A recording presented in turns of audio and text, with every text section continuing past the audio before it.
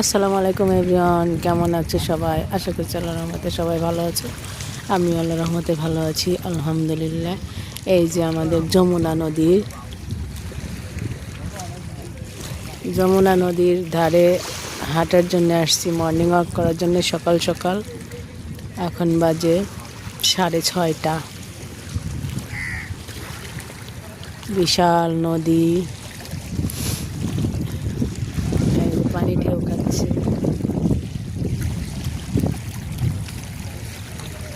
এখানে জেলেরা একটু পরেই মাছ নিয়ে আসবে।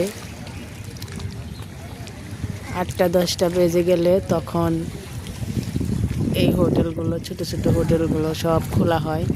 এখানে সবাই নাস্তা করে। এখন কোনো লোকজন নাই, একদম ফ্রি।